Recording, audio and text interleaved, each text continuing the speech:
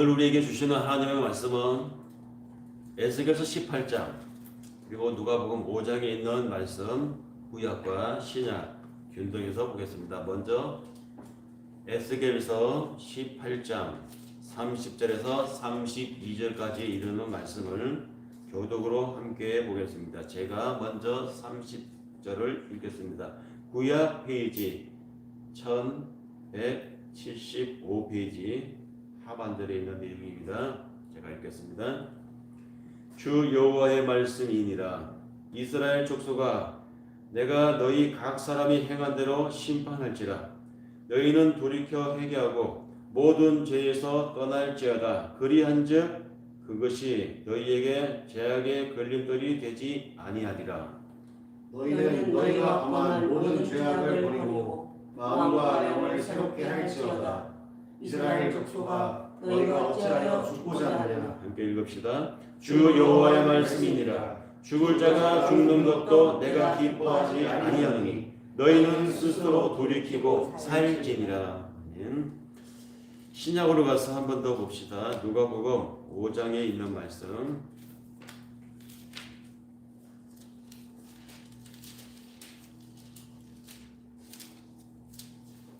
(1절에서) (11절에) 있는 말씀입니다.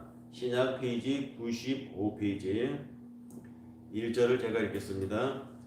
무리가 몰려와서 하나님의 말씀을 들을새 예수는 게네사렛 호숫가에 서서 호숫가에 배 두 척이 있는 것을 보시니 어부들은 배에서 나와서 그물을 씻는지라. 예수께서 한 배에 오르시니 그 배는 시몬의 배라. 육지에서 조금 떼기를 청하시고 앉으사 배에서 무리를 가르치시더니 말씀을 마치시고 시몬에게 이르시되 깊은 데로 가서 그물을 내려 고기를 잡으라.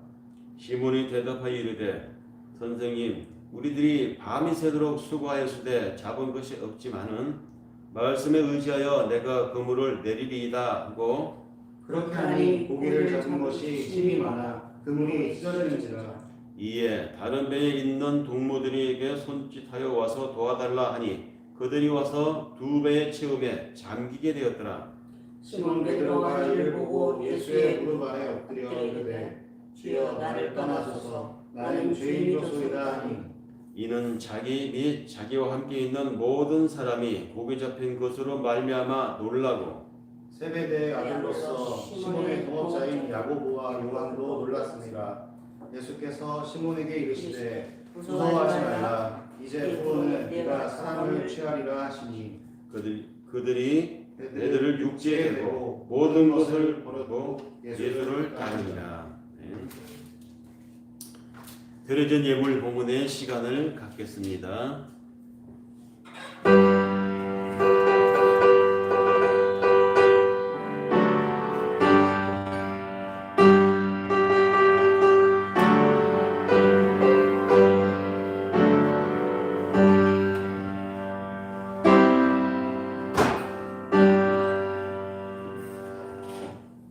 모든 것이 주께로부터 왔으니 이 예물을 주께 바치나이다.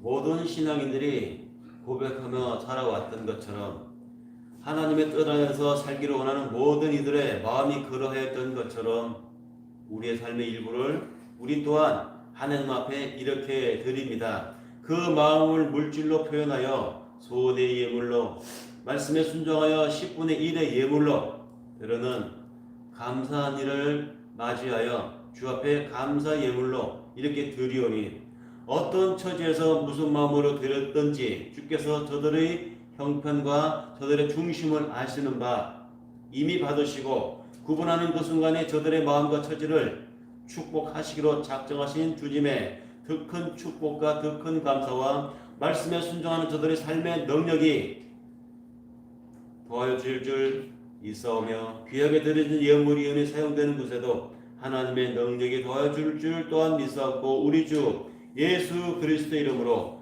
감사하며 축복하며 기도드립니다.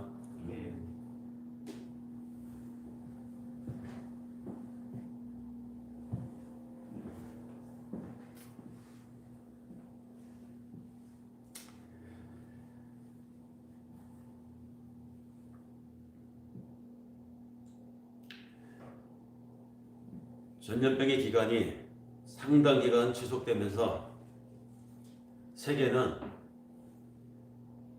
우왕좌왕했죠. 가까운 이웃나라인 일본의 상황만 봐도 나라의 운영을 책임지고 있는 지도자들이 우왕좌왕하고 있고 그 나라 국민들 또한 더불어서 갈피를 잡지 못하고 우왕좌왕하는 것을 보는가 하면 우리가 선진국이라고 믿어왔던 유럽 구미 각국들의 지도자들과 그 국민들 또한 다르지 않았습니다.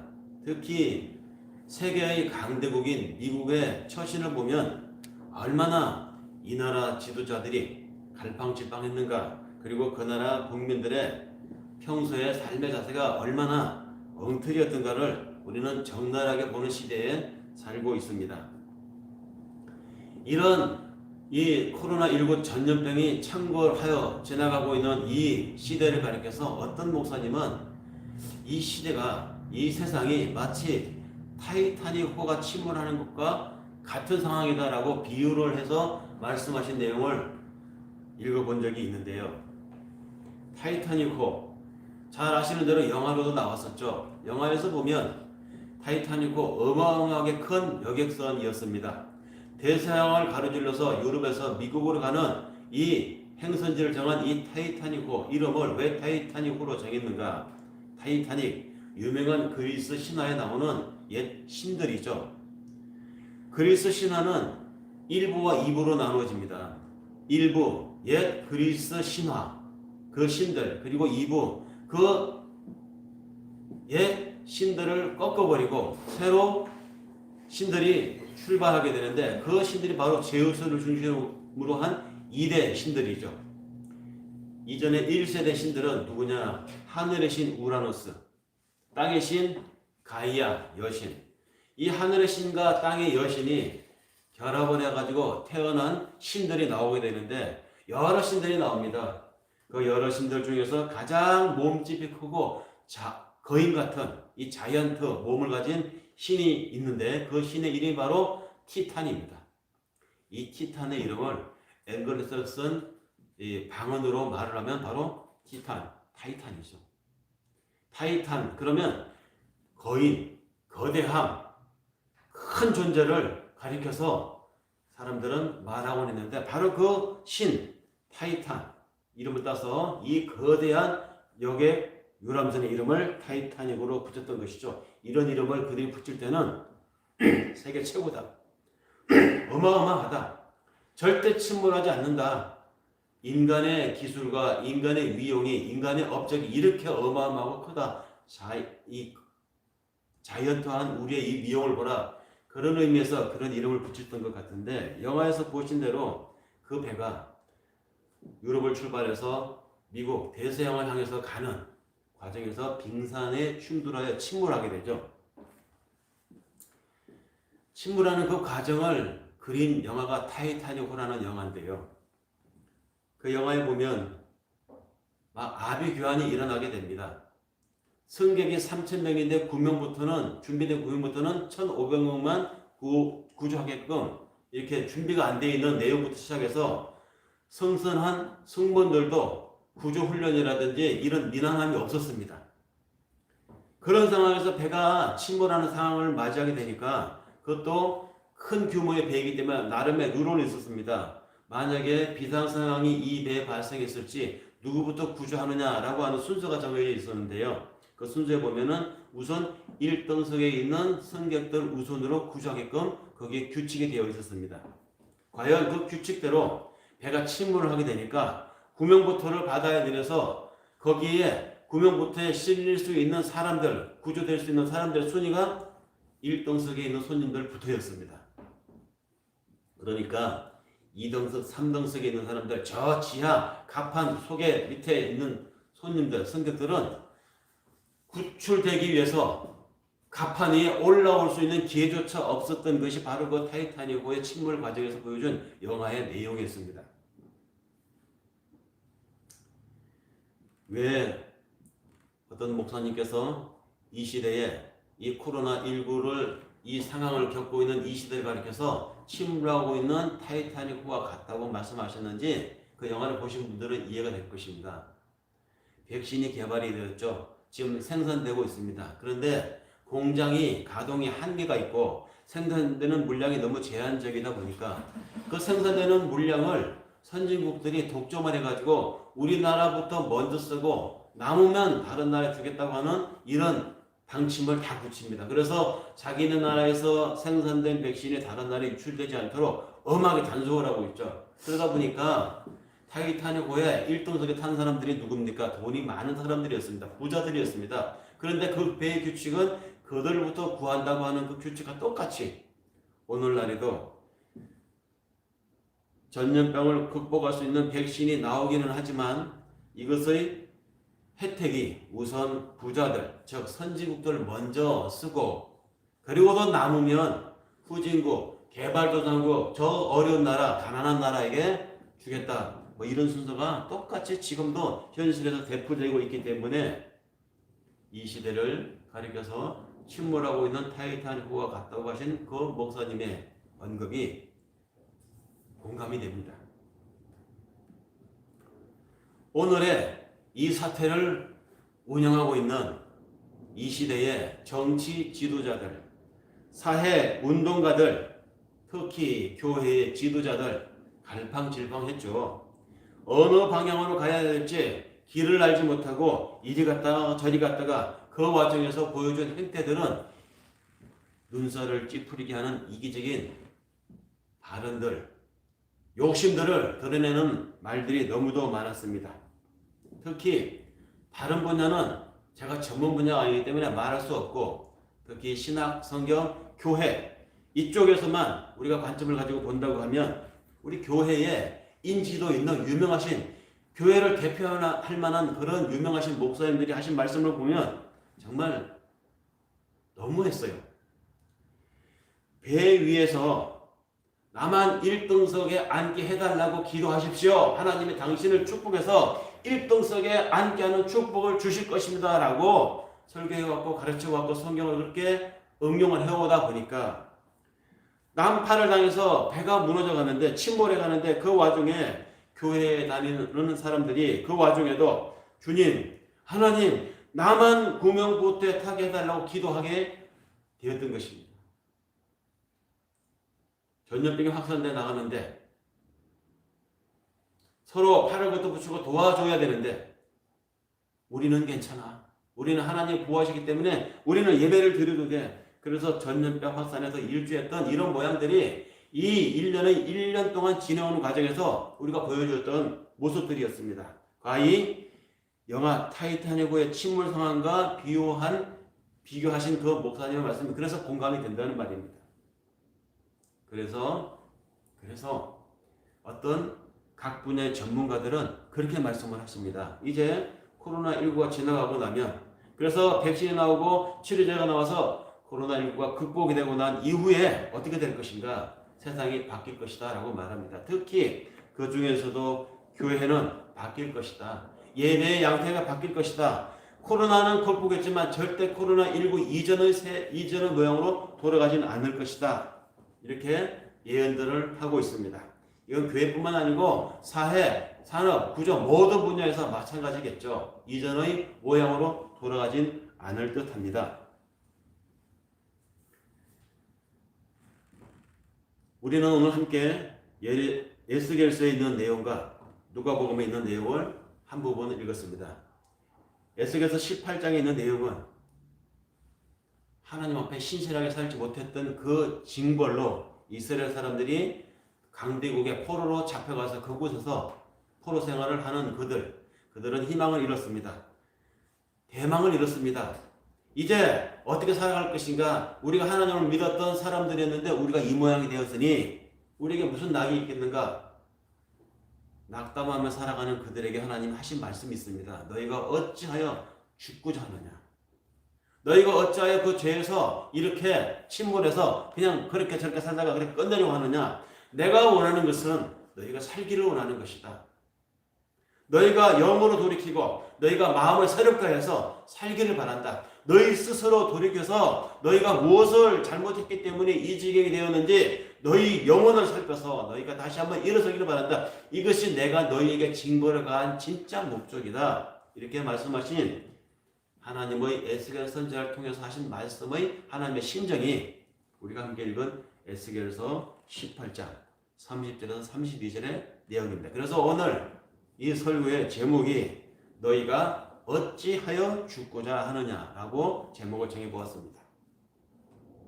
하나님은 우리가 망하시길 원치 않습니다. 비록 코로나19 과정을 통해서 교회가 어렵게 됐고 예배가 지난한 형편이 되었지만 하나님은 그렇다고 해서 교회가 쓰러지고 예배가 사라지기를 원하시는 것이 아니라 양태가 바뀌고 이 차제 이 일을 통해서 하나님이 우리에게 어떤 전환점을 새로운 방식의 새로운 양상으로 하나님 앞에 더 신실해지기를 원하신다는 것이죠. 어쩌면 하나님은 우리가 살기를 원하셨기 때문에 우리가 그대로 망하고 죽는 것을 원하시지 않으셨기 때문에 당신이 직접 사람 세상에 오셔서 내가 바로 복음이다. 내가 바로 너희들이 살 길이다. 이제부터 내 방식으로 살면 너희가 영혼이 새로워지고 이제부터 내 시각으로 세상을 바라보고 사람과의 관계를 해나간다면 너희의 마음이 새로워질 것이다. 그래서 인간으로 오신 당신의 사역이 펼쳐지는 공생의 출발을 기록한 누가복음 5장 1절에서 11절의 말씀을 겸하여 읽어보았습니다. 사람을 살리시려고 하는 하나님의 액션이 누가복음 5장에 실려 있는 것이죠. 우리는 지난 시간에 광야에서 마귀에게 시험 받으신 예수님을 중심으로 해서 설교를 나눠봤습니다.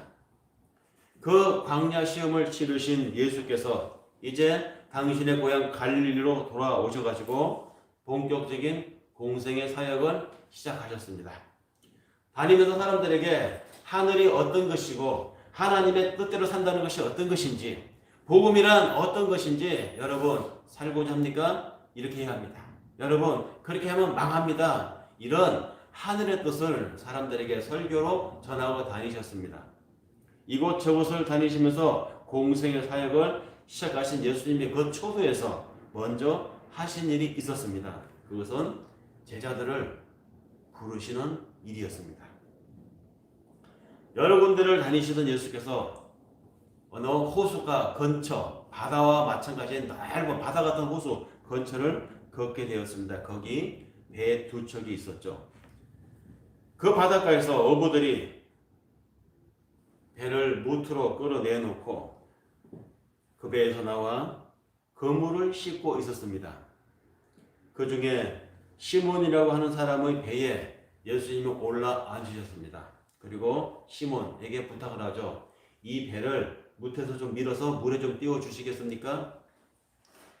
이곳저곳을 다니면서 설교를 하셨던 예수님이셨기 때문에 그 예수를 따라서 몰려들었던 사람들이 이 갈릴리, 이 바닷가 근처에다만 몰려왔던 모양입니다. 많은 사람들이 운집해 있었기 때문에 예수님이 그들에게도 그 현장에서 설교를 하시려고 시몬이라고 하는 사람의 배에 올라앉아 좀 거리를 띄우기를 원하셨던 것이죠.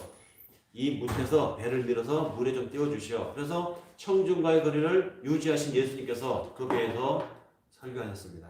몰려든 많은 사람들, 그들 향해서 설교하신 것이죠. 하나님의 나라에 대해서, 사람이 산다는 것에 대해서, 그 하나님의 자녀로 산다는 것이 어떤 것인지에 대해서 설교를 하셨습니다. 물론 그 설교를 시몬과 함께 그 바다 갈릴리 호수에서 물고기 어부 생활하고 있었던 다른 동료들도 들었었죠. 말씀을 다 마치시고 주님께서는 이제 떠나간 사람들을 돌려보내신 후에 남아있는 배의 주인과 그 함께 어부 생활하고 있는 시몬이라고 하는 사람의 동료들을 향해서 말씀하십니다. 보아하니 당신들 굉장히 오랜 시간 동안 이곳에서 거물질을 했던 것 같은데 고기를 어떻게 한 마리도 못 잡았네요. 하긴 빈 그물을 씻고 있었으니 또 그 그물 찢어진 데를 꿰매고 있었으니 그 바다에 그 배 안에 고기가 많이 있어야 되는데 고기가 없잖아요. 그래서 주님께서 그들에게 말씀하십니다. 더 깊은 데로 가서 건물을 한번 던져보시오. 그 갈릴리 바닷가에서 고기를 잡으며 살아갔던 시몬이었습니다. 요한이었고 야고보였습니다. 이들은 어부입니다. 이 전문가들이 그곳에서 거물질을 할 줄은 몰랐겠습니까? 밤새도록 거물질 했습니다. 그런데 고기를 못 잡았어요. 근데 사람들에게 설교나 하고 있는 이 랍비같이 보이는 이 샌님이 뭘 안다고 우리들에게 거물질을 어디로 하라고 얘기하니 믿겠습니까? 그런데 사람들에게 설교를 하셨던 분입니다. 많은 사람들이 따랐던 사람입니다. 이분은 범상한 분이 아닐 것 같아요. 그래서 말씀에 의지하여 내가 한번 그렇게 해보리이다. 시몬이 예수님이 지정한 포인트로 가서 깊은 곳으로 가서 거물을 내렸습니다. 내린 거물을 끌어올릴 때 거물에 하나 가득 고기들이 찼습니다.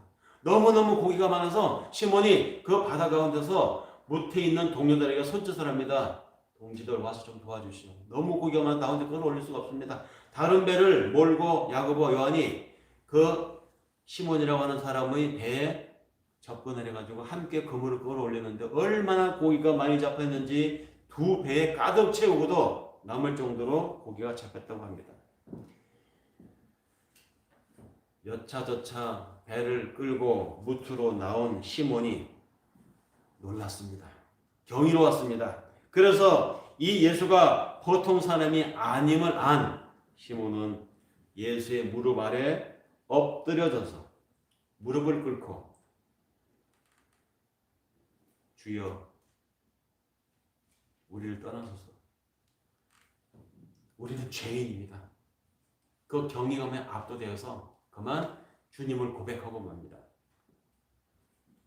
그런 고백을 하는 그 시몬을 향해서 예수님이 말씀하시죠.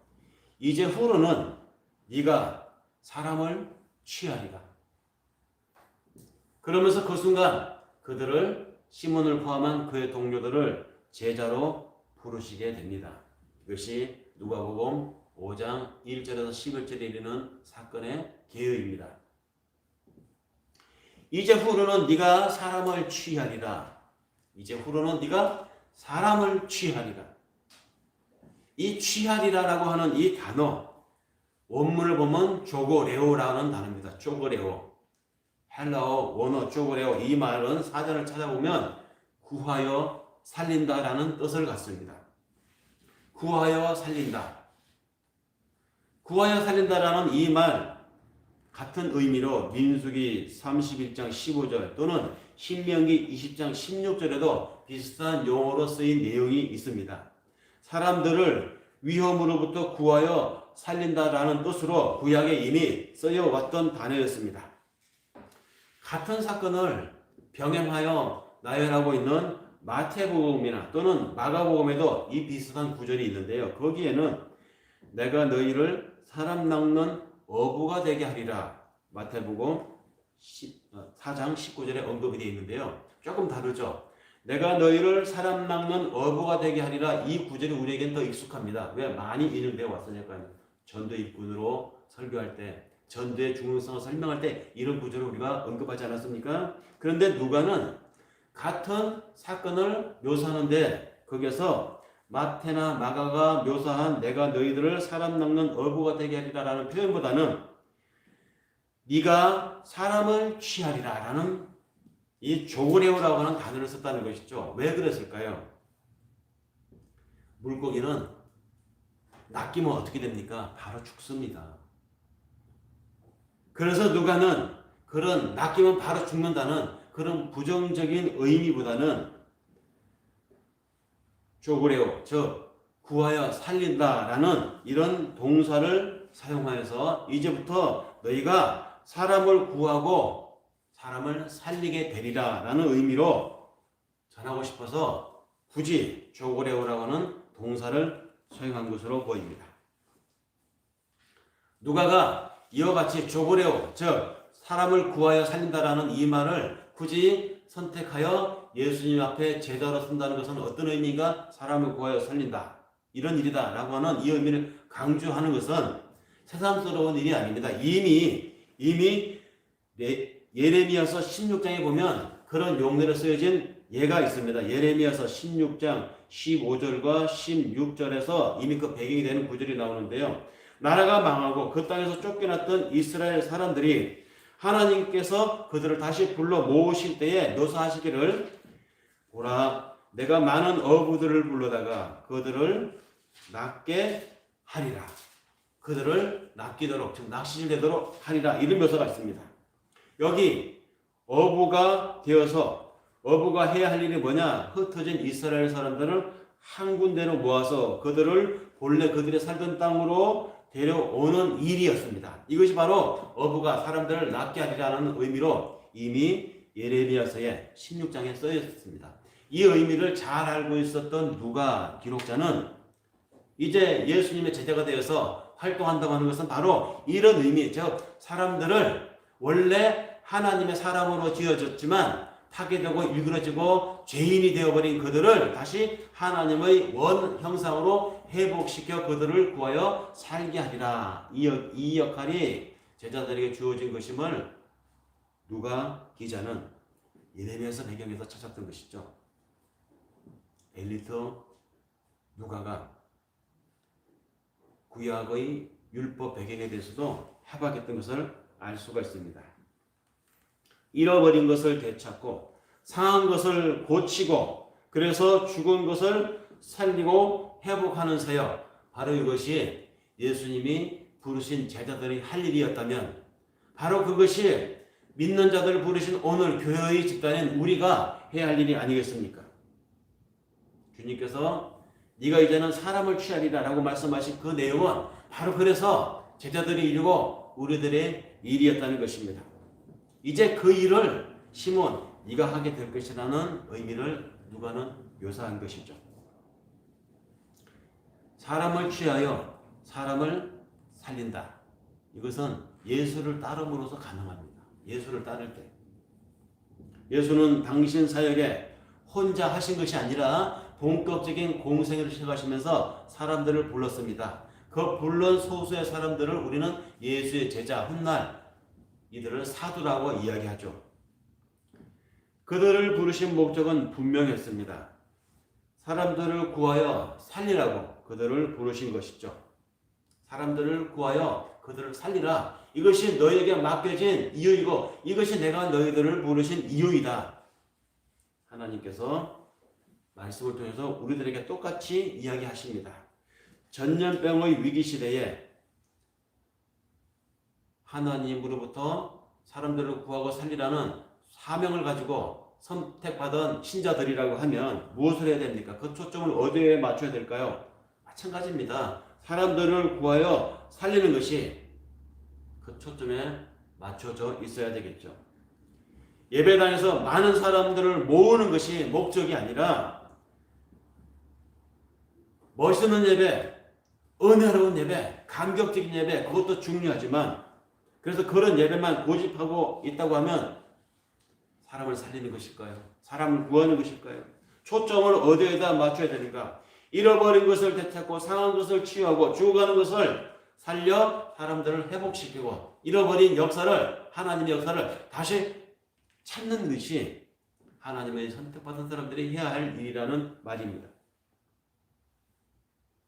그래서 시대의 아픔과 그 아픔 속에서 고통을 받고 있는 사람들 혹은 위험 속에 노출되어 있는 사람들을 위로하고 그들에게 동료가 되어주고 함께 비를 맞아주면서 그들에게 공감해 줄 수 있는 역할이 바로 사람을 살리는 일이고 그 시대를 구하는 일이다. 이것이 예수님께서 제자들을 부르신 목적이라면 그 제자들의 후손이라고 자처하는 오늘 우리 하나님의 자녀, 신자들에게 똑같은 사명이 주어졌다는 것이죠. 그것이 바로 교회를 선택하신 이유이고 교회로 불러 모으신 하나님의 목적이라는 것입니다. 이것이 부름받은 사람들이 해야 할 일이라는 말이죠. 그 부르심에 그 호숫가에서 시몬과 동료 야고보, 요한은 어떻게 반응을 했습니까? 그들의 반응은 명확했습니다. 함께 읽어서 아시겠지만 그들은 배를 육지에 갖다 대고 모든 것을 버려두고 예수를 따라갔다라고 누가는 묘사하고 있습니다.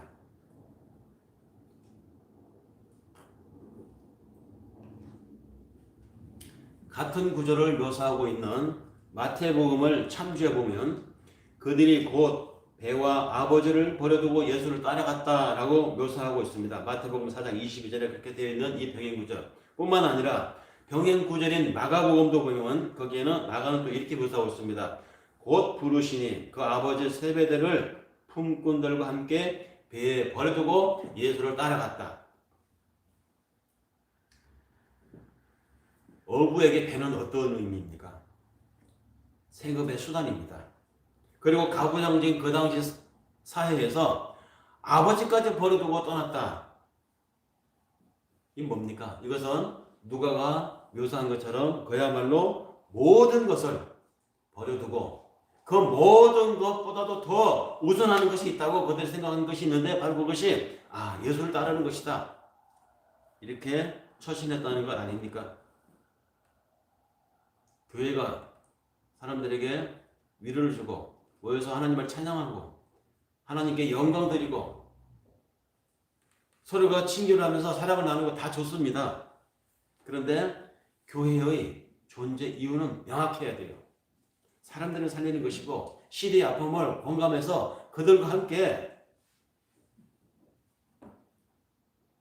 공유해야 하는 것입니다. 그것이 하나님의 인간 세상을 향하신 그 아픈 마음을 우리가 하나님의 자녀로서 시대의 아픔을 함께 나눠지고 거기에 치유책을 찾아서 그들에게 설득력 있는 하나님의 말씀, 하나님의 삶의 방식, 하나님의 자녀들의 삶의 이 양식을 그들에게 전하는 것이죠.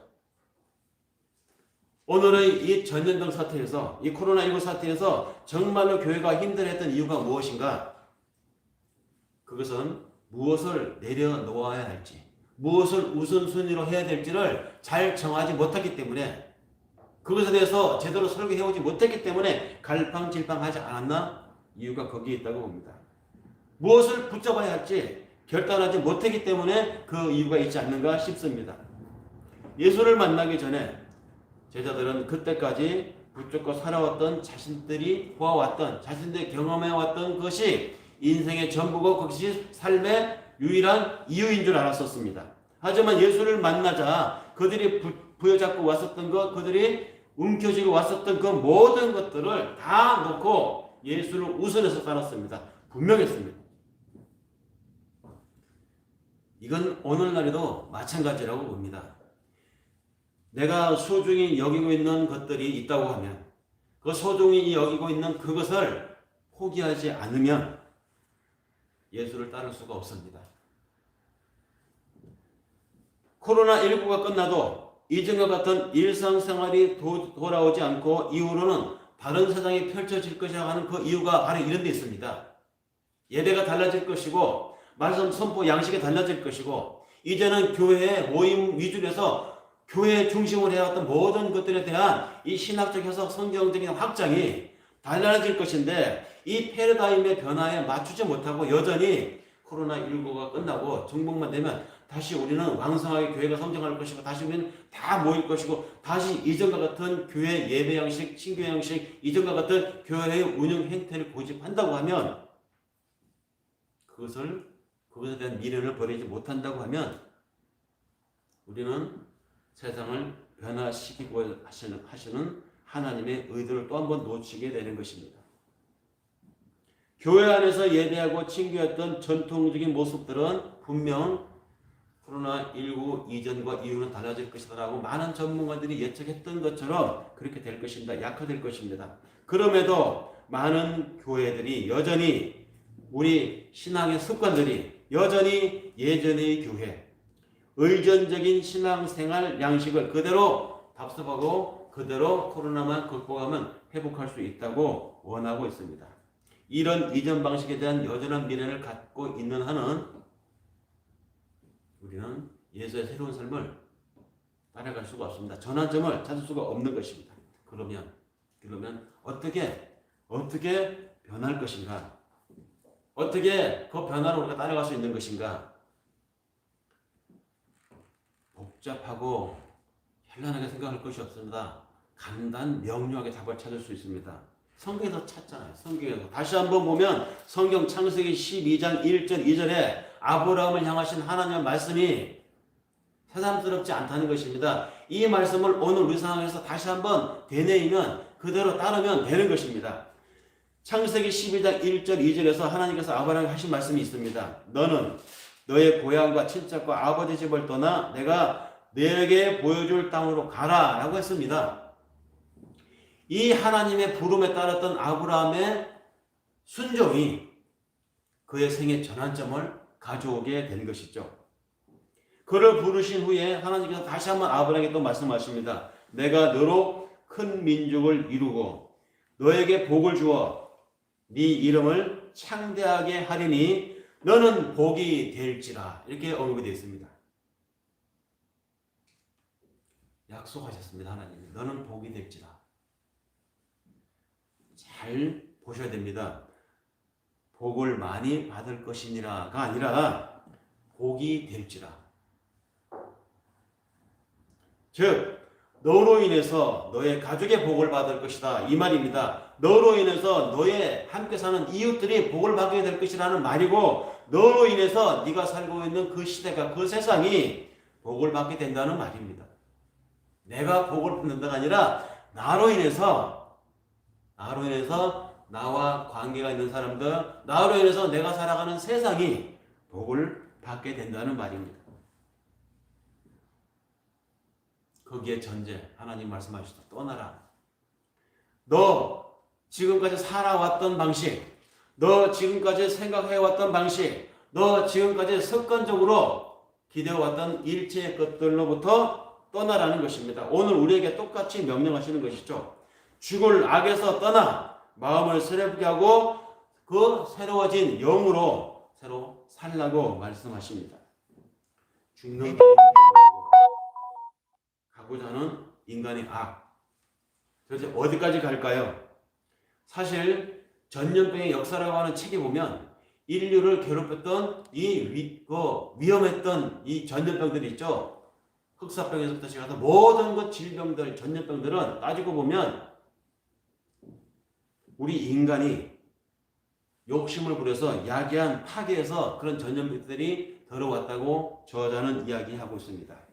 인간이 자신들의 이기를 채우기 위해서 파괴하였던 것들에서 전염병들이 창궐하였으니 그 파괴를 지금도 중단하지 않는다고 하면 지금보다 더 큰 위험이 닥칠 것이고 더 큰 고통이 닥쳐올 것이라고 모든 전문가들은 예상하고 있습니다.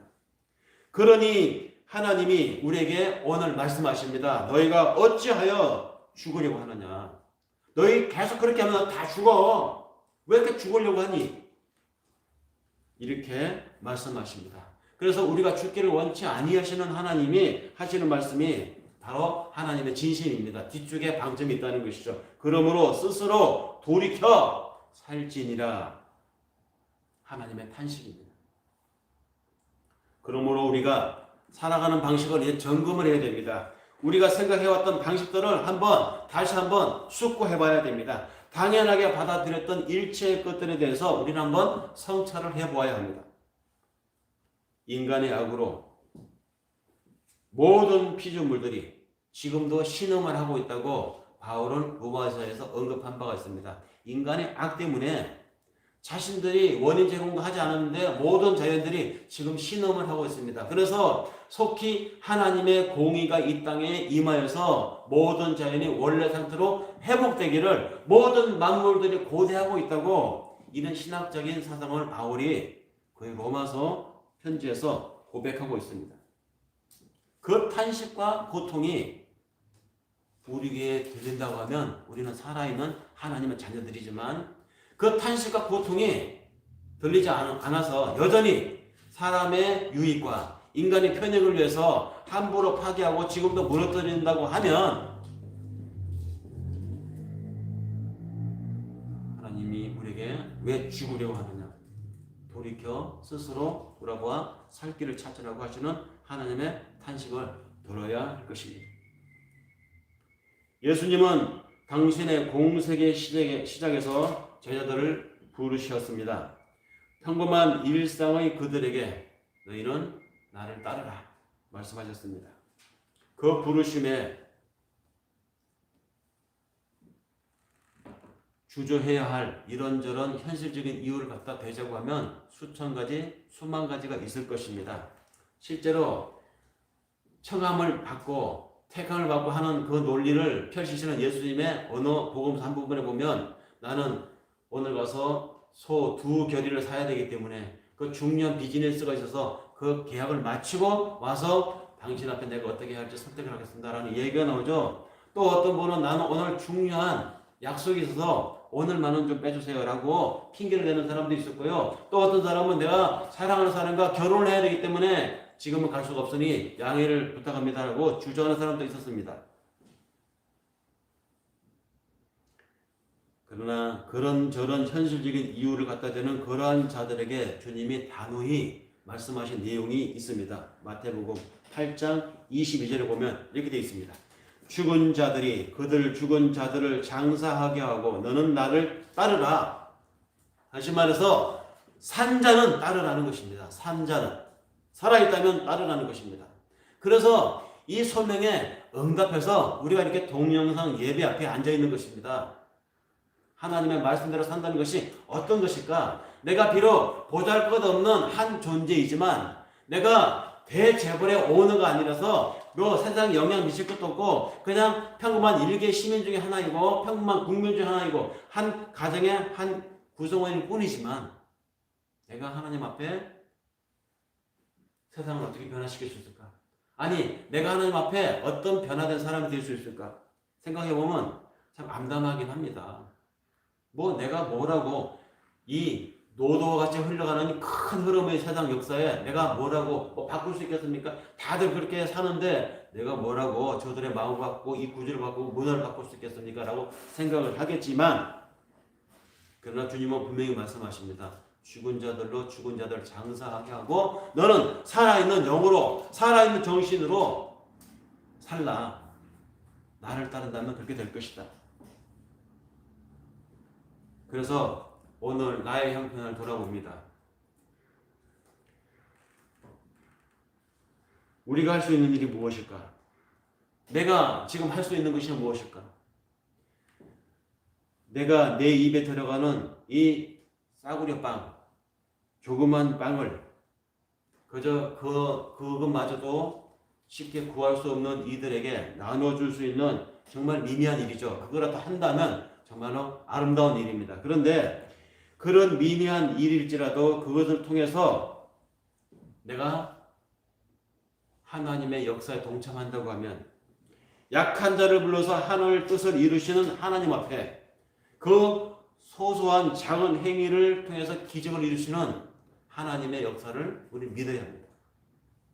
이건 뭐 별거 아니지만 그러나 하나님 나의 이 삶이 당신 앞에 소용이 된다면 나를 더러 사용하여 주시옵소서 라는 이 고백은 물고기 2마리 보리떡 5개를 가지고 수천 명을 먹이고도 12광주리를 남기신 하나님의 기적이 우리 삶에도 일어날 수 있다는 것이죠. 나의 보잘것없는 작은 하나님의 뜻을 따라 살아가는 내 영향력이 작고 내 삶이 너무도 협소하고 작아도 내 마음이 내 삶이 그런 작은 것 하나라도 실천한다고 하면 하나님은 그러한 나의 삶을 통해서 기적을 이루신다는 말입니다. 예수를 믿는다는 것은 그를 따르는 삶입니다. 그를 따르는 삶은 어떤 삶입니까? 사람을 구하고 살리는 삶입니다. 그것이 신자의 삶이고 그것이 그리스도 제자의 삶의 양식이며 그것이 교회의 사명이고 역할입니다. 이전의 삶을 고집하면서 예수를 따를 수는 없습니다. 시몬과 야고보와 요한처럼 제자들은 예수를 따르기 전과 예수를 따른 이후의 삶이 확연하게 달랐습니다. 이전의 삶을 버려야 새로운 삶을 살 수가 있습니다. 이전 방식, 이전 전통에 집착하지 않아야 새로운 교회 문명을 만들어낼 수 있고 새로운 예배의 패러다임을 만들어낼 수가 있습니다. 그러므로 저는 이 코로나19의 이 위기를 겪으면서 저는 꿈을 꿉니다. 상상을 해봅니다. 앞으로 예배가 어떻게 변할까? 흩어질까? 없어질까? 아닙니다. 하나님이 더 다양하고 더 효과적이고 더 공감이 될 만한 많은 수단들이 이 위기를 겪으면서 우리에게 공유하실 줄을 저는 믿습니다. 그러면 우리는 상상을 해야 됩니다. 기대를 해야 됩니다. 잠언서 29장 18절에 보면 이 새로운 패러다임을 꿈꾸는 사람들 향해서 하나님이 주신 말씀이 있는데, 이런 패러다임을 기대하지 못하고 그냥 답습하여 기존 체제에 젖어 살아가는 사람들에게 하신 경고의 말씀이 함께 있습니다. 거기 보면 꿈이 없는 사람은 망한다라고 말하고 있습니다. 상상력을 발휘하라는 것입니다. 내가 신앙생활하는 나의 생활 방식을 상상해 보십시오. 내가 어떻게 하나님의 자녀로서 효과적인 나의 삶을 하나님께 돌려드릴까? 우리는 상상을 해야 합니다. 새로운 마음으로 새로운 패러다임을 바라본다는 것. 그래서 진짜 많이 아는 사람, 진짜 깨인 사람들은 하나같이 그런 말을 합니다. 보이는 것은 무섭지 않아. 진짜 무서운 것은 보이지 않는 것이다. 네, 보이는 것이 무서울 때도 있지만 진짜 무서운 것은 보이지 않는 것이죠. 상상력. 그 상상력이 얼마나 많은 새로운 것들을 만들어냈습니까? 우리 역사에서 그것을 경험해왔고 지금 우리가 그것을 채택하고 있지 않습니까? IT 강국으로 전자 세계로 들어가면서 5G 세계를 지금 들어가면서 얼마나 많은 상상력들이 현실되고 있습니까? 이것이 예배에서도 마찬가지고 우리의 신앙생활에서도 마찬가지고 하나님의 이런 효과적인 증진, 확대, 기술적인 문제들이 아마 많이 나오게 될 것입니다. 말씀을 정리하여 마치고자 합니다. 우리는 성공을 부추기는 세상의 부추김에 그 속삭임에 학습이 되어 왔었습니다. 많은 소득이 성공한 것이라고 우리는 세뇌되어 왔습니다. 그래서 성공한 것, 많은 돈을 벌어서 나를 위해서 소비하고 내 영혼을 위해서 쾌락을 좀 즐기자라고 그런 인생이 제대로 사는 인생이라고 우리는 공부하여 왔습니다. 그리고 그런 것들로 점쳐되고 그런 것들로 세뇌되어진 이 문화, 세상 속에 우리가 지금 살고 있습니다. 지금도 그것을 금과 옥조로 여기고 살아가는 사람들이 이 세상에 더 많습니다. 이런 문명, 이런 문화를 우리는 이제 성찰해 보아야 한다는 것입니다. 나 하나만, 내 가족만, 내 나라만 고집하는 이런 많은 기도들에 하나님이 이제 지쳤습니다. 진절머리를 내십니다. 이제는 우리 기독교가 가치관이 좀 바뀌고 윤리관이 전향이 되어서 삶의 방식과 살아가는 집단의 목표, 개인의 목표가 이제는 좀 전환점을 가져야 되지 않겠습니까? 나 하나만을 위한 삶에서 다른 일을 위한 삶의 관점으로 바뀌고 하나님이라면 이 상황이 내가 어떻게 해야 될 것인가를 그 보는 관점을 받게 되는 전환점이 되는 이런 전염병 재앙의 기간이 주는 교훈이 되었으면 합니다. 그래서 우리를 대신하여 죽으심이 어떤 것인가, 예수의 죽음에 대한 의미를 다시 한번 우리는 곰씹어 보면서 말씀을 마치고자 합니다. 고린도후서 5장 15절에 바울이 하신 말씀인데요. 살아있는 자들로 하여금 다시는 그들 자신을 위하여 살지 않고 오직 그들을 대신하여 죽었다가 다시 살아나신 이를 위하여 살게 하려 하십니다. 내가 거듭나고 하나님의 자녀로 다시 살아나게 되는데, 예수님 때문에 다시 살아나게 되는데 다시 살게 된 이 기회가 나를 위한 것을 넘어서서 사람을 살리는 일에 하나님의 쓰임받는 인생으로 나를 다짐할 수 있는 그런 시간으로 오늘 이 예배, 이 설교 말씀을 우리가 되뇌인다면 하나님의 주시는 귀한 은혜의 시간이 되신 줄로 믿으며 오늘 이 말씀을 마치겠습니다. 기도하겠습니다. 사람을 취하여 그 사람과 그를 둘러싼 다른 사람들을 살게 하시는 하늘의 음성을 오늘 우리가 들었습니다.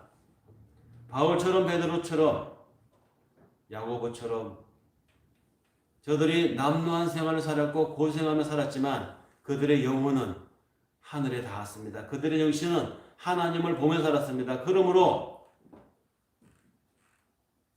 일체의 가난 중에서도 강할 수 있었고 일체의 불편함 속에서도 하나님께 은혜를 누릴 수 있었던 저들의 비결이 오늘 이 불편한 시대를 살아가고 있는 이 시대의 우리의 삶의 방향이 되게 해주시고 어렵게 되었지만 위기에 처하였지만 오히려 이 기회를 우리를 향하신 하나님의 전환점으로 삼는 하나님의 성령의 이끌리심이 오늘 이 말씀을 듣는 우리 모두에게도 있기를 원하며 감사드리며 예수님의 이름으로 기도드립니다. 아멘. 찬송가 449장 2절